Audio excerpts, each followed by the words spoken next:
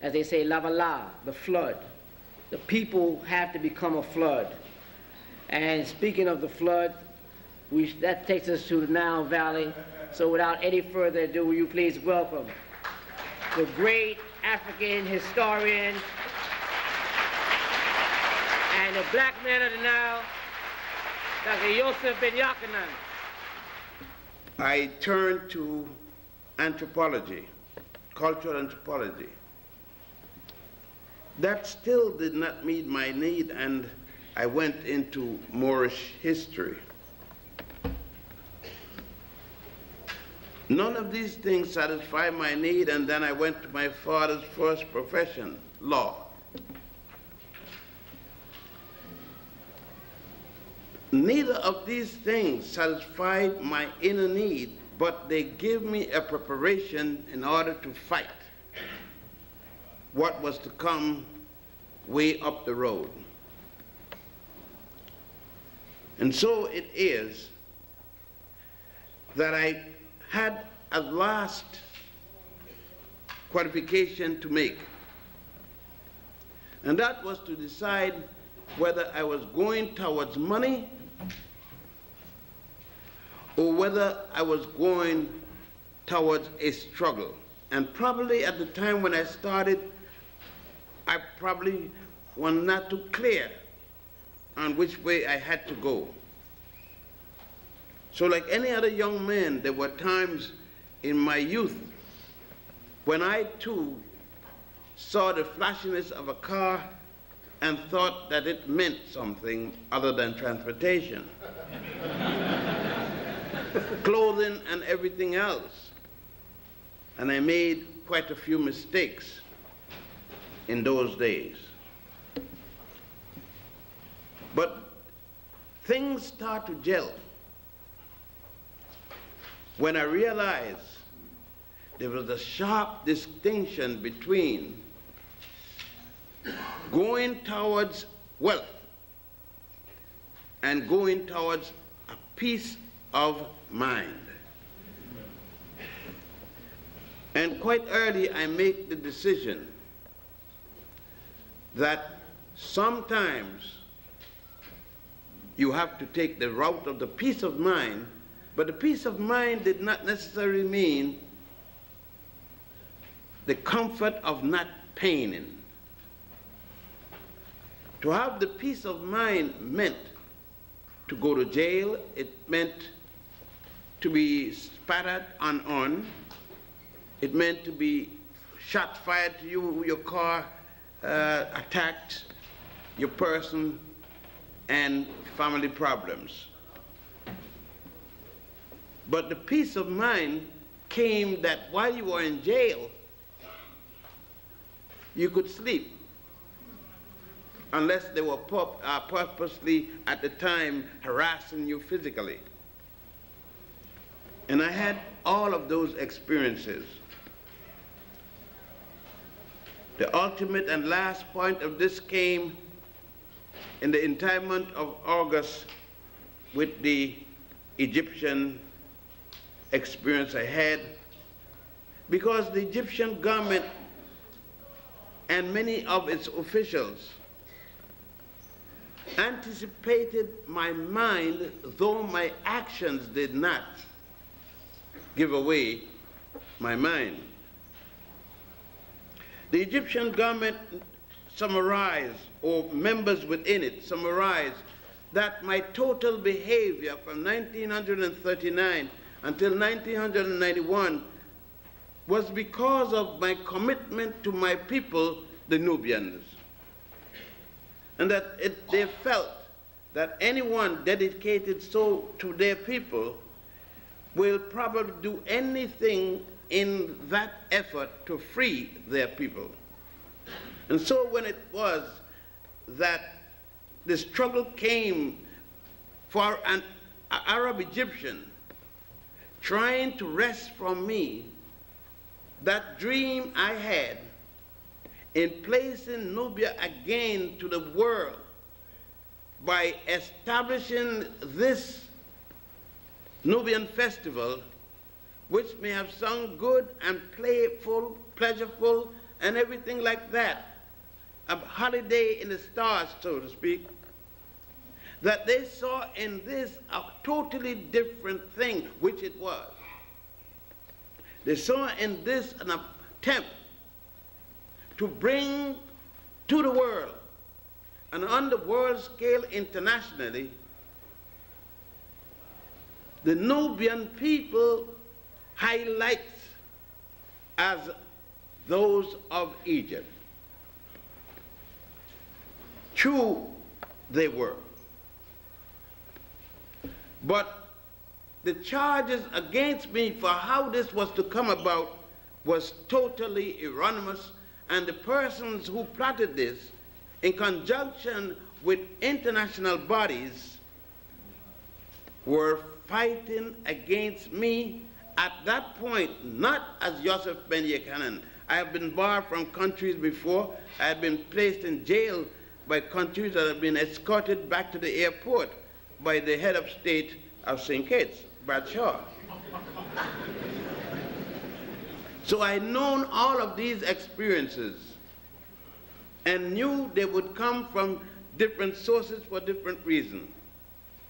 But what was the primary reason that I had reached this point? So I never asked, why me?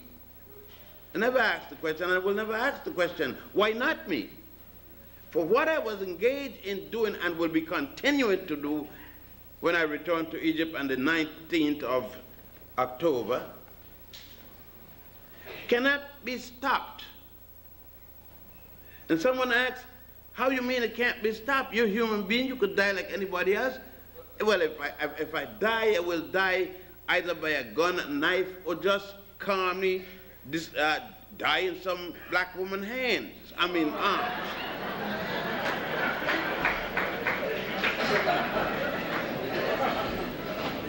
What you know about that, so.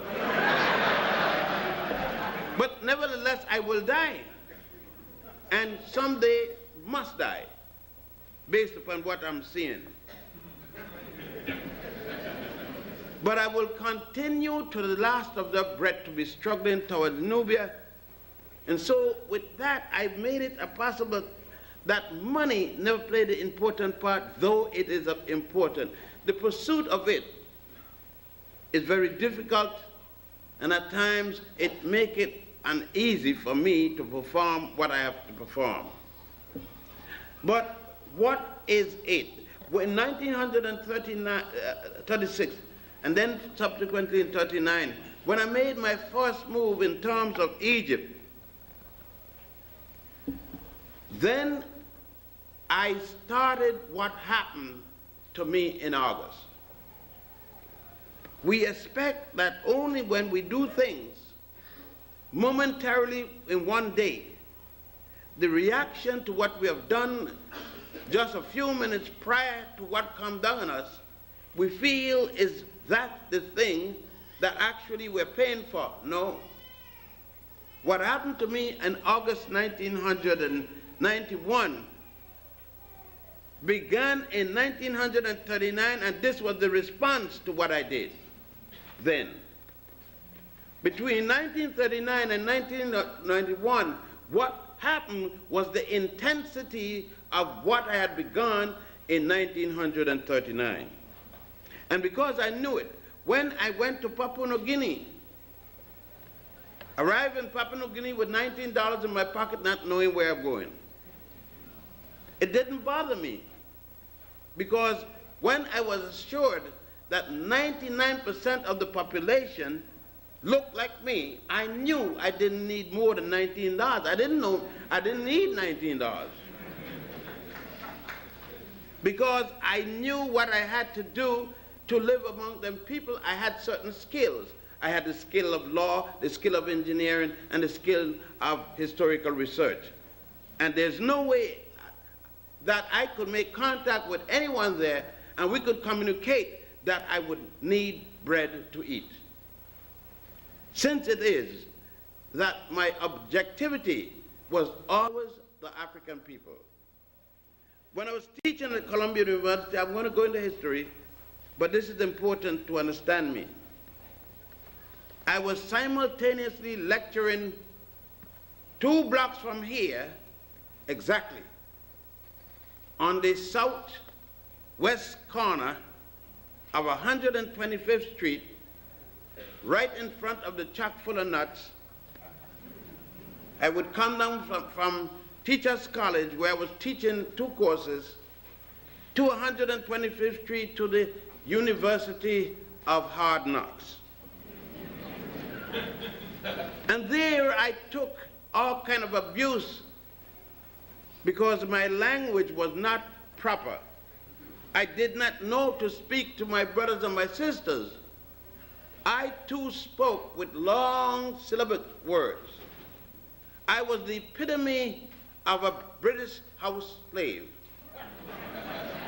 All my words were so properly spoken, and sometimes I had to trouble over my accent and the words to get to my people who had not heard a word I was saying, until I started to learn the word motherfucker.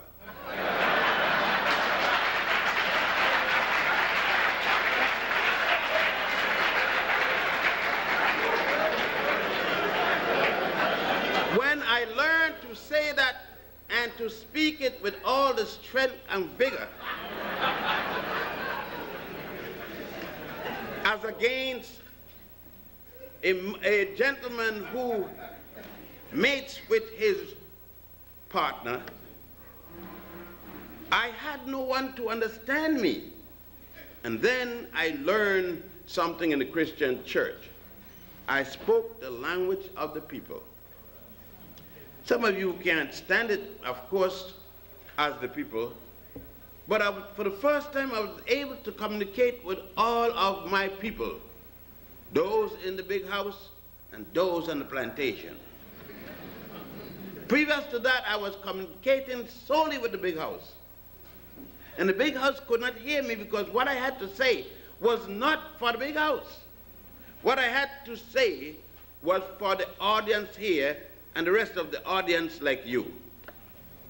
I wanted to bring what I saw in Egypt to the average African man, woman, and child, because I know that what I had was a liberating device.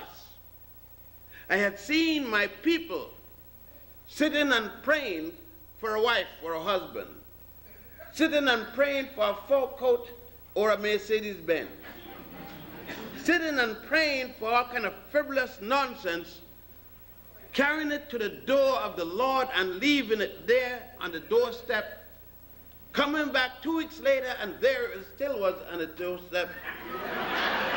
And I realized that the answer, though theosophy and religion has its value, it is not the way with it all. For I realized that the minister would be never, if going to the Lord in prayer was really the thing, hardly a minister would have been in the pulpit. I knew all that. I knew that what my people believed in was what Carter G. Woodson admonished us not to go in, because it resulted in what he said at that time, the miseducation of the Negro. Marcus Messiah Garvey, whose son is here with us, one of the 2, was a man who I looked at with a reverence not less than my own biological father. And I remember in his teachings way down there when I grew up in the Virgin Islands and Puerto Rico, he asked the question, what is an education? For what purpose? He said, it's not necessarily what you take in. For more than often, you will have to let that same thing out. I'm paraphrasing, of course. And it had an impact on me. And what was the impact then? Was to have a knowledge, to know something, to see your people struggling for that knowledge, which is theirs, to see them being Pavlov eyes, like Pavlov dog, and not being able to recognize that we are going down the aisle. First thing was to make my people, to free them from the Adam and Eve syndrome, free them from the guilt feeling, guilt symptom of being responsible and something being diabolically wrong for having a child without a piece of paper from City Hall. Having them free from calling themselves such as black sheep of the family, when this should be the proud point of the black family, it was denigrating to the family. To speak of everything and be afraid of it, the blackness of the night, and there's more blackness than there is light. To be afraid of your own skin, and to be shocked by the mirror when the mirror revealed it. All these things I saw without coming out and speaking on the issue per se.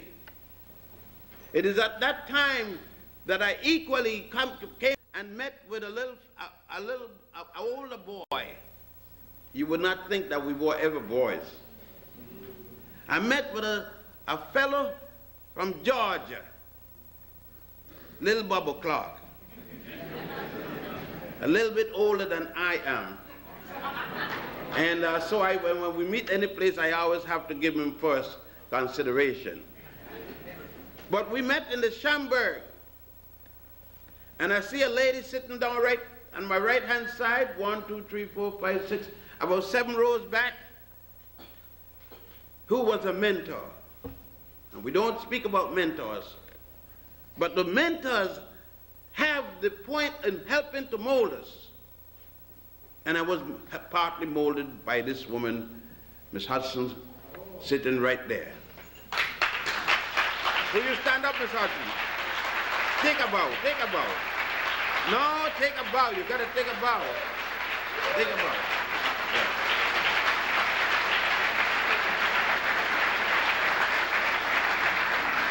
I had to, because you claim how beautiful the Schomburg is, and that's what I'm talking about. What a beautiful place, what an intellectual place, everything about it. And of course, we give honor to Brother Otto Lanza Schomburg and others.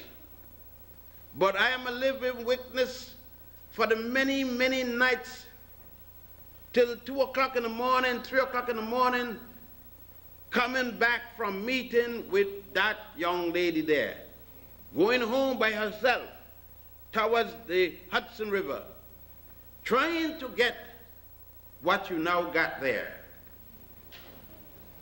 So I think that the old building, at least the old building, should carry Gene Hudson's name.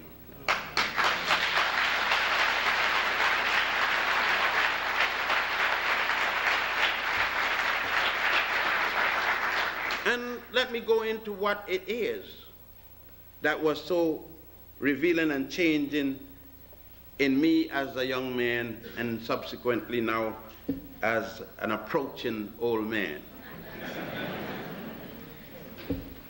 It was that which Garvey was speaking about I had discovered. It was no longer theory when he said the tricolors of Africa, which you don't even use no more. You talk about liberation flag. Garvey never spoke anything about no liberation flag. It was the red, black, and green trimmed in gold. And when I went in the tombs and temples of Egypt and saw the red, black, and green, 5,000 years before Jesus, when I went there in tombs and saw red, white, and blue, also as another symbol in ancient Egypt. Having seen these also in Sudan and Ethiopia, I'm going up, back up country, up south. I then was shot. A man who had himself not gone physically to any part of the African continent, but totally spiritual transmission. It is then that when I got in the tomb of Setaiwan, at the temple of Setaiwan, at a place called Abydos, and realized that our people had been using this place as a holy land. There was no God by the name of Jehovah yet when our people were using it as a holy land. Therefore, of course, there was no Abraham yet, and there was no Moses to lead anyone from any place yet. There was no Jerusalem. And of course, Jesus didn't exist. Not on the tongue of anyone. No one knew the name. And it was the Holy Land of my people. And there was no Bethlehem. No Allah existed.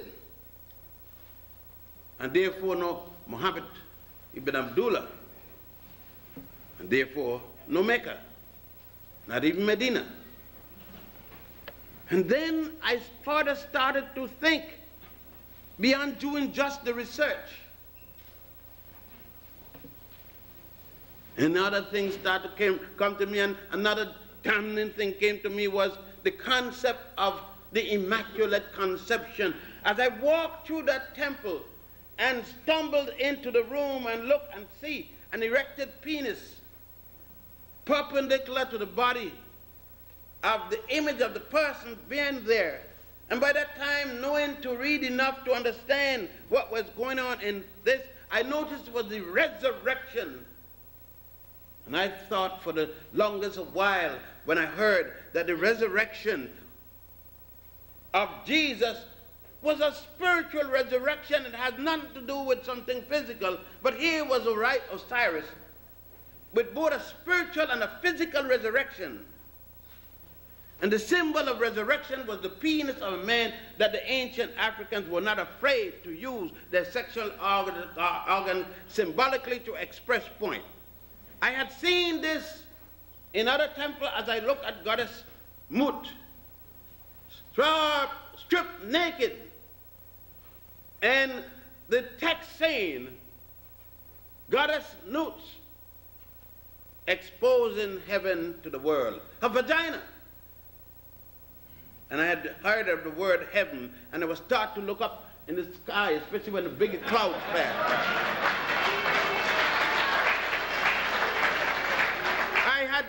I had been in heaven. I had come out of heaven one day on December 31st, and didn't even know I'd been in heaven.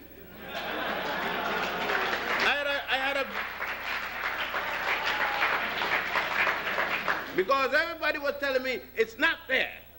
I lay down with it. I had learned to even go back in it.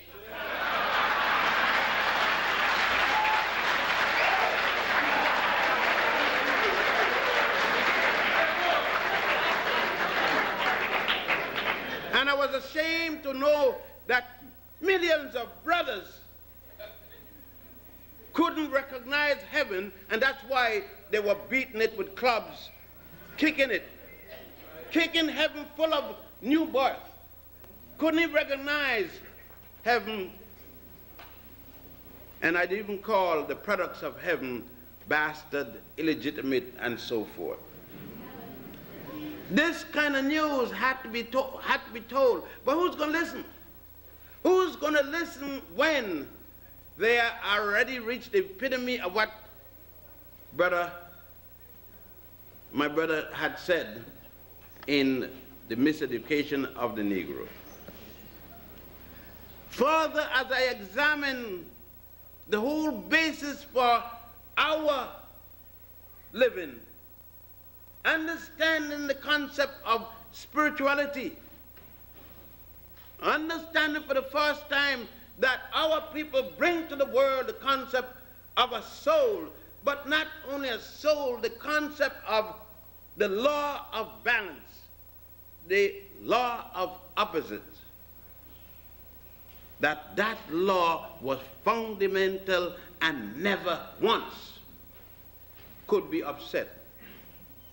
Our people had even carried into the concept of balance the law of opposite, and showed that just like we are seeing melanin today, our people had seen it way back there in the concept of balance.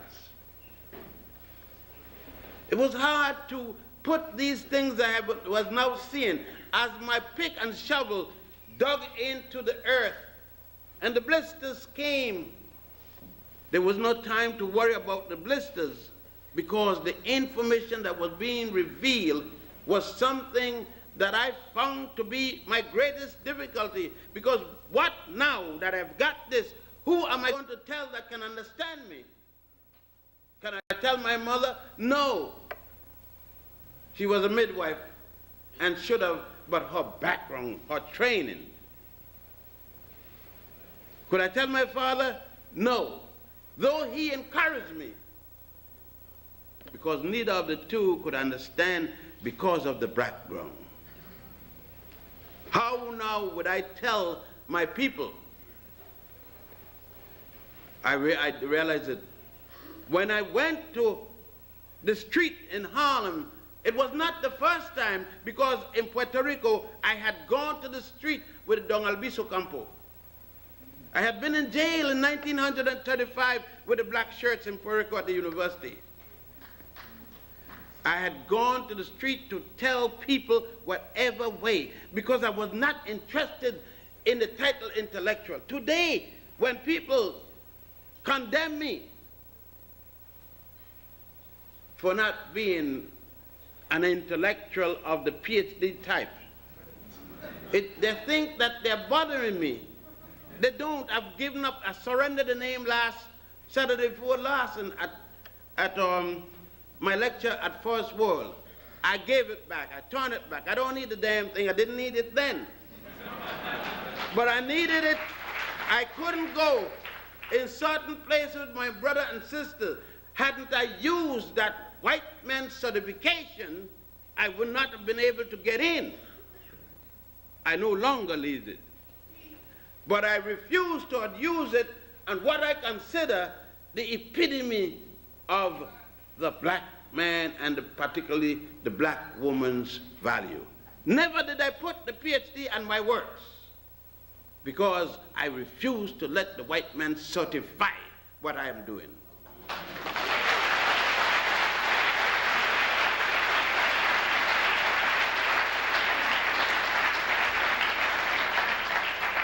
And thus I understand what Brother Chancellor evaded him. I understood because I've been there, and I understand the browning of my people, or the lightning of my people. I could look at my mother and see it. And I realized that I can't blame my people for their browning. Therefore, the light one among my people and the dark one among my people had to be treated equally, because they were not responsible for what happened to them by the Arab slave trade or the European slave trade.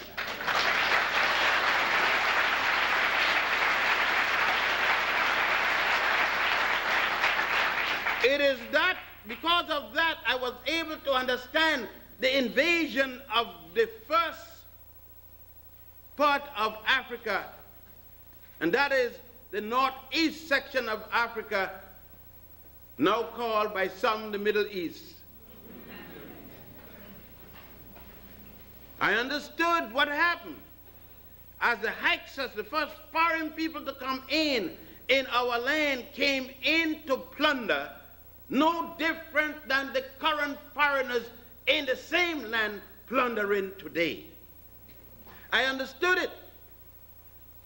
You know, to work and just put dates and events and figures, and you said, I said research, without understanding, without feeling, without seeing.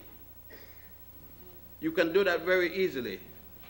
You could do that easily and go put down the pen in the afternoon or the typewriter, go down the corner, take a shot of anything higher, lower, and in betweener, or anything like that, and don't take a plane to Haiti and say, I had a beautiful time in squalor, take a plane to Georgia or something and have a beautiful time and come back mesmerized with alcohol in the plane, flying higher than the plane.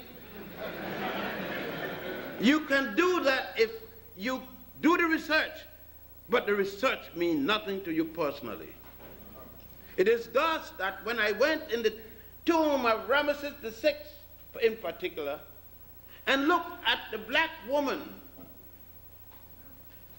up in the ceiling,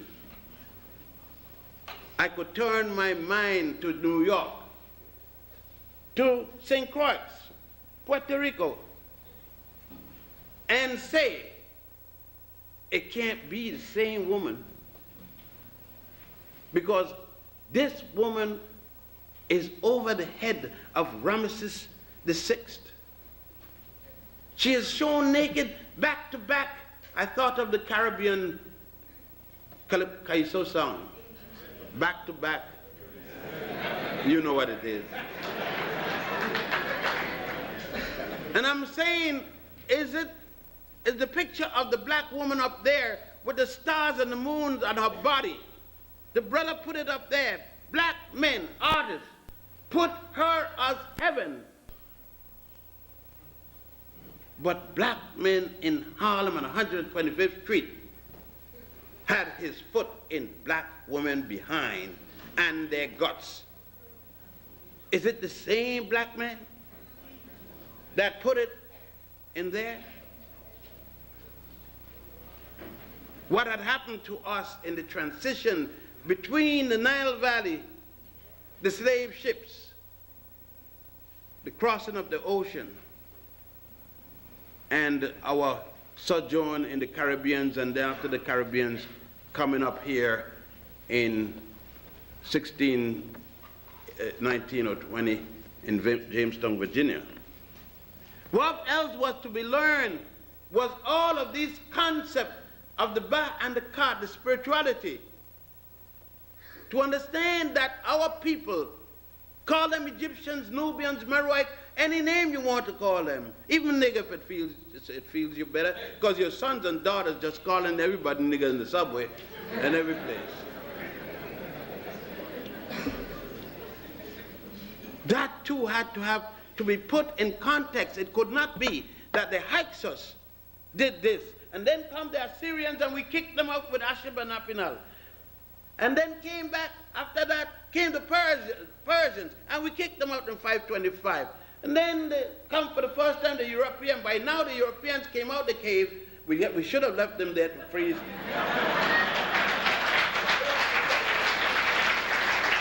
You, being nice, you relieve a man. You say, if a man is drinking beer, and all of a sudden you buy him champagne. He had no tune-up between beer and champagne.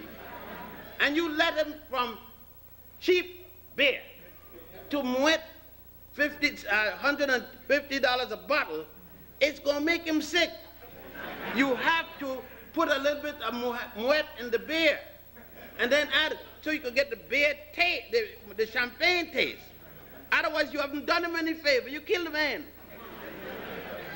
So I had to find the transition between what I was reading here and what I could bring to my people.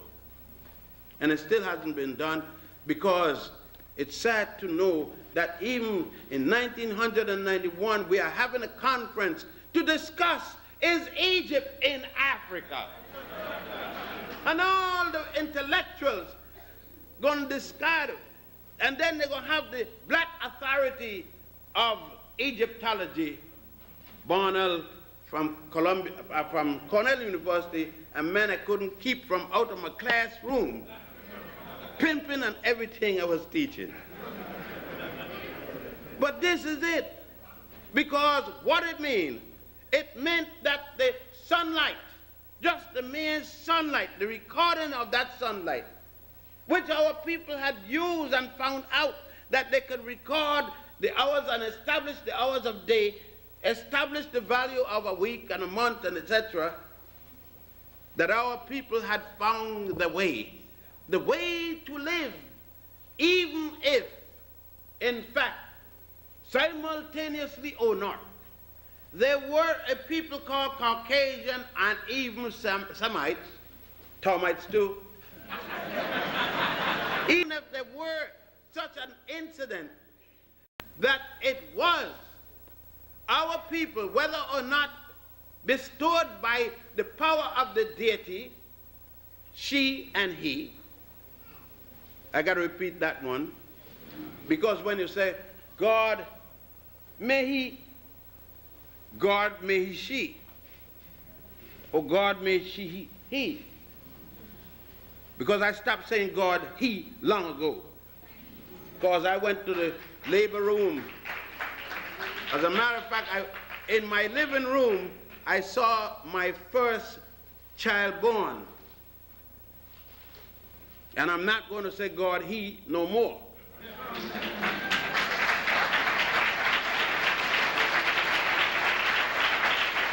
Because God Jr., he, was watching the action, but it was God, she, who was putting out the baby.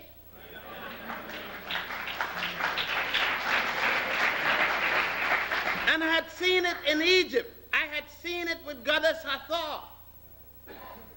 I had seen it with Goddess Nut and Mut. I had seen it as the Immaculate Conception came forward. I had seen it with the opposite, the struggle, the concept of the struggle of man, with Osiris being killed by his brother Set-Typhon, and the revenge of that by his son Horus. And the result of struggling for justice, though just and fighting on the side of the deity let Horus lose his left eye. That even I had seen the concept of justice against an eye for an eye and a tooth for a tooth that the Jews had copied. I can get endorsed as another anti-Semite. But it's all right. It's good to be a Semitic anti-Semite. Because I got to say, when the Grand Rabbi from Poland stopped being a Caucasian to become a Semite, as against me, I'm ready to have another debate with another rabbi anytime.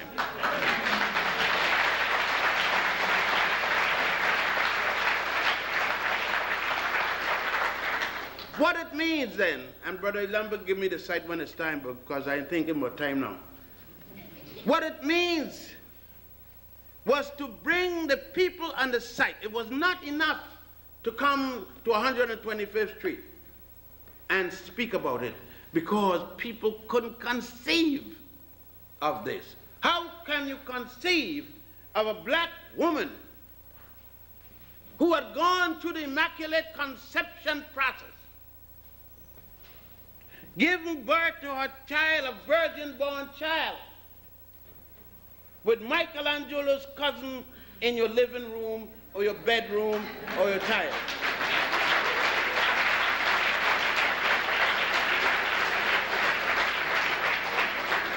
It was not enough. I could not penetrate that image. I was fighting against every media that you could think of. And one little voice on 125th Street. The device was then, let me carry you there.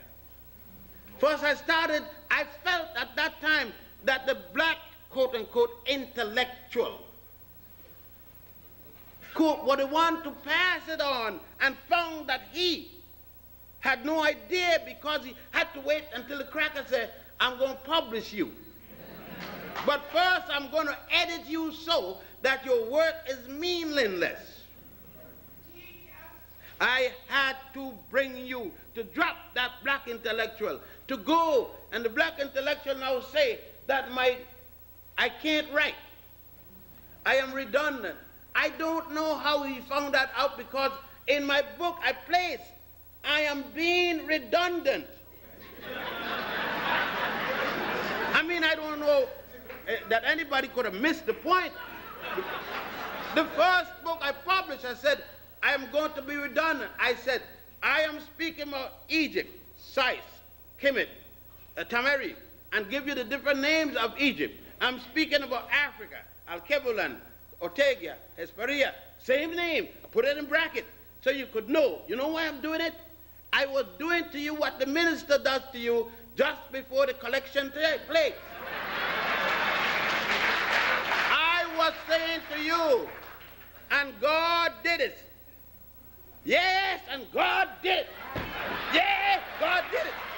You see, that's what I was doing to you. I was driving it into your head so that you can't forget it. So when I put the word and put it 50 different ways in one sentence, people say, but I can't read the book. Easy, I can't. I got to take a time when I read a page, I got to go back. I want you to go back to read the damn page.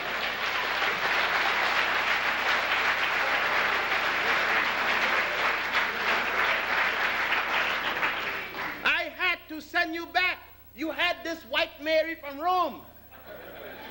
And I had to send you back to the black Madonna child. And when you turn the page and got 3 pages and said, well, wait, I don't want to forget this black Madonna, go back, reference. Back to me, go back to Isis. Go back and look at Isis. I don't want you to miss the resurrection. Go back and see Min. Now I miss the resurrection. Even if I didn't show Osiris, I'm going to show you a longer penis, a real whopper. So I carry you back. So I carry you back to see God Min, the God of fertility, so that when you and your man get naked, that neither of you are ashamed of the other, that you got nothing to hide, because some of you get married, you do all the necessary things down at City Hall, blood tests turn out to be good, you bypass AIDS, and yet when you get to the bed, you can't take off your clothes in front of each other. So I had to remove that fear, because that fear went in your own condemnation of your own child. The distortion and plagiarization in the Bible that created a Moses when there were none. Diane is afraid that no longer her lie about Adam and Eve is going to be valid. She's afraid that the records will show everywhere there was no Joseph and Potiphar. There's no record of a Potiphar prime minister anywhere in Egypt. She's afraid that she's going to have to give back the 10 Commandments and she would not be chosen anymore.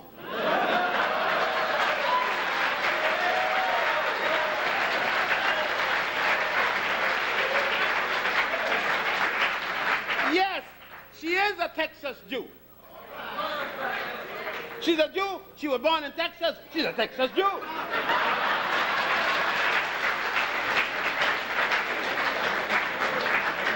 What is it she's afraid of now? What is it that she's teaching at Columbia University? Isn't she teaching what I'm teaching? Is she teaching there that the Jews built the pyramids when in fact there were no Jews? The first pyramid was built in the 3rd dynasty. It is. And the last pyramid was built in the 12th dynasty. What is important, I'm saying, is not that you know that it happened. You must be able to correlate it with what's going on right now.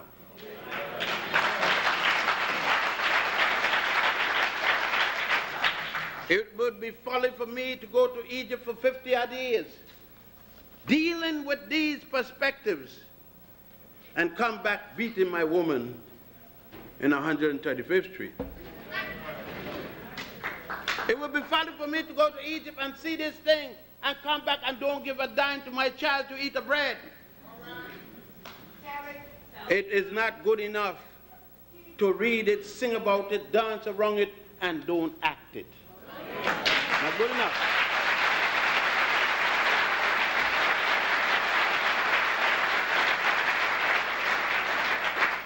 Yes, what we were talking, you see, I didn't have to go step by step, because what I've spoken of, unless by reference, I will not be speaking about Greece or Rome. I will not meet yet the Appa Dappa Lappa fraternity or the sorority. They do not exist. I will not meet the Freemasons if it's Prince Hall or Who Hall. I would not have met the daughters of whatever ISIS yet. I spoke all that time, and I'm still in the Grand Lodge of Saqqara. I have not come to the Grand Lodge of Waset, which you call Luxor yet. Not gone to the second degree, much less 40 years of my education. You see? I am still a novice. I've just been circumcised at age 7 before they had to bring down JC. That's Jesus Christ. To teach him what his brothers had so he could go back and take aromatics and bring people out of coma, bring Lazarus out of a coma. If he was dead, he would have been buried, the turkey. He brought him out of a coma. They didn't know the difference between death and a coma.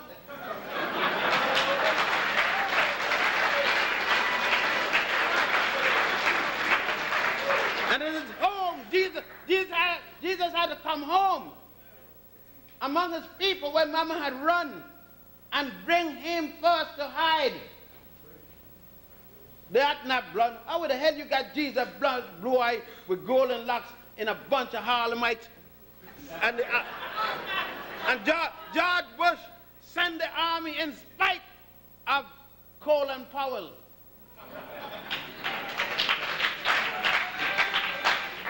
Sent to find this blonde baby in the midst of the Harlemites and can't find him.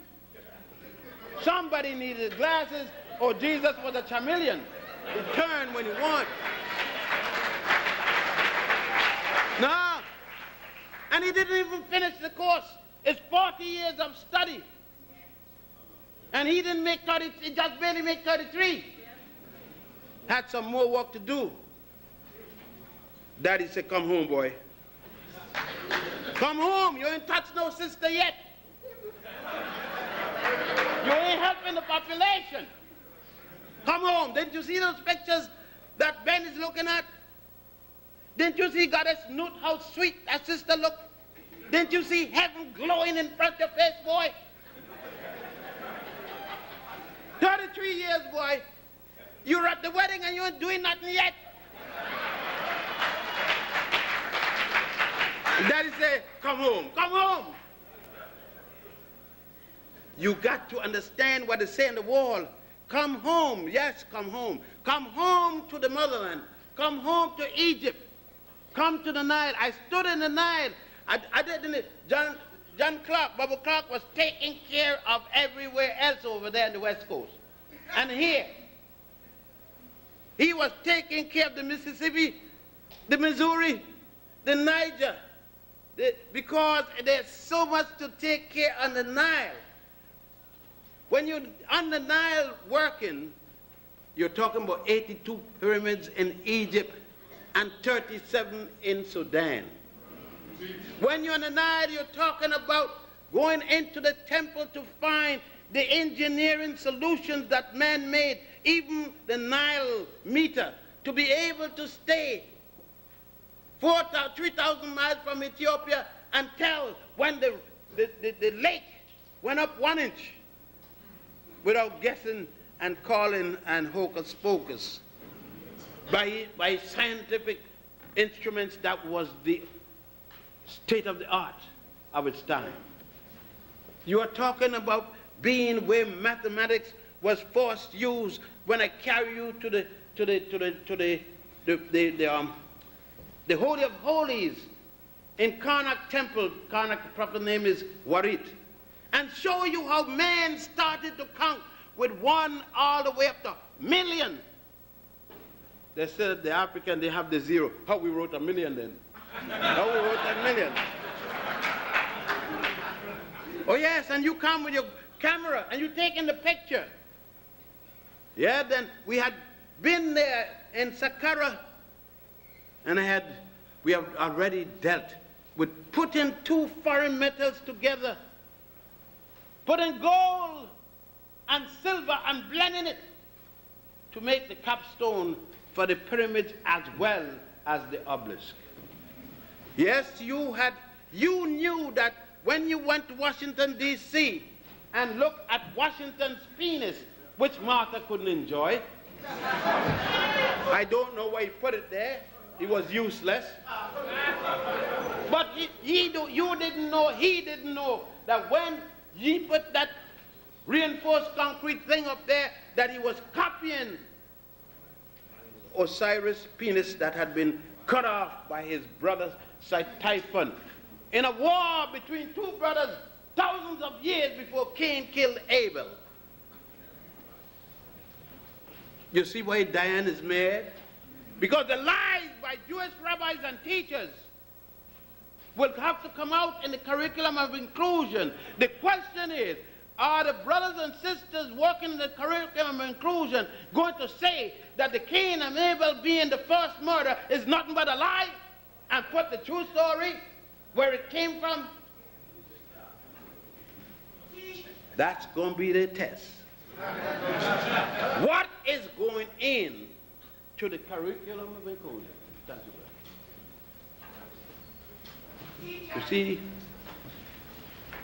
it's a new day coming.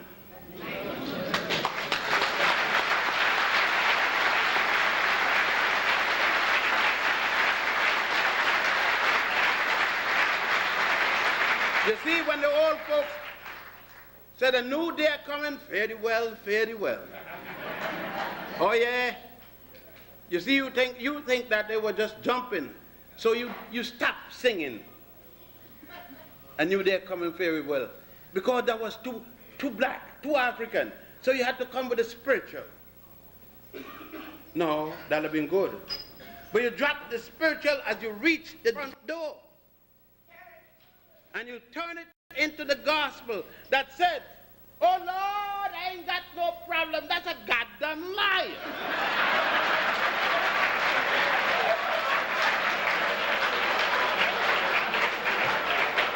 You got problems, you got roaches, you got the rent. You got a junkie fall out, your son just gone to jail. You just heard that your son OD, your daughter got pregnant and the guy ran away. How the hell you mean you don't have no problem? As long as you got Jesus. You got Jesus and you got a whole lot of problems.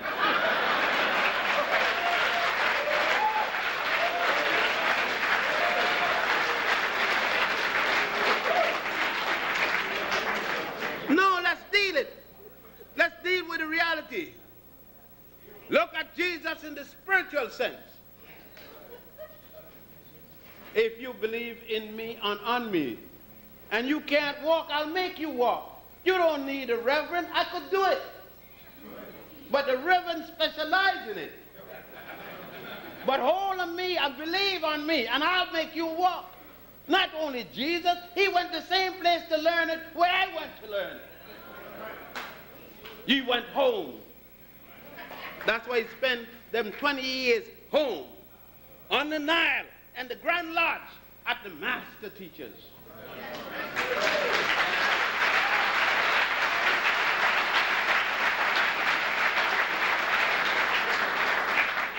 I'm going to wind it down because you know that I'm still human, and I had a stroke about 6 years ago, so I'm not going to get myself in stroke condition. But it get good. The old-time religion, when it get to you, right, Reverend Brown? I got Reverend Brown.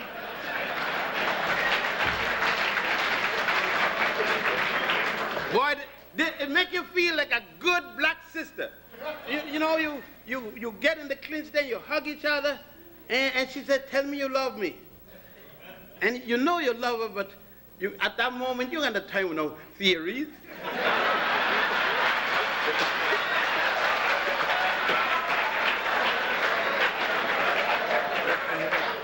Heaven is boiling up and all that good feeling. You know when that black sister kiss you, man, I tell you, Diane Rabbit and all of them, and Bob Grant think that I'm ugly. They call me Jungle Bunny and all kind of things.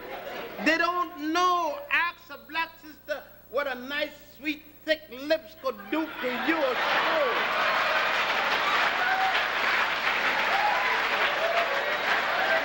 Boy.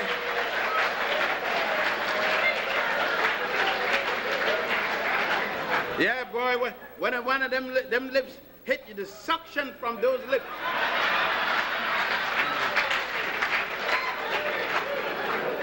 I have to pray when I say that, good Lord, I thank you for these lips.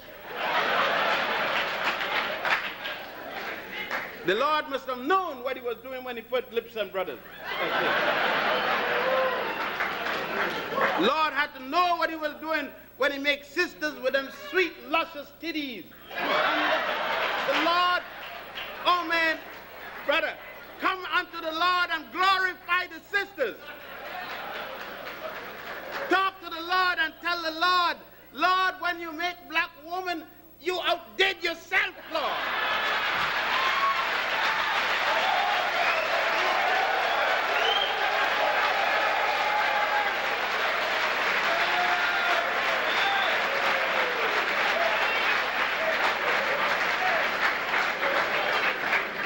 Yeah, that's why I went down there in Egypt land. I went down there to learn the sciences of the world and the liberal arts. But most of all, I learned the value of my mother, the value of my woman, the value of my daughters, the value of my sisters. I learned to look up, down, or sideways to that African woman and say, good Lord, what would have happened if you weren't here?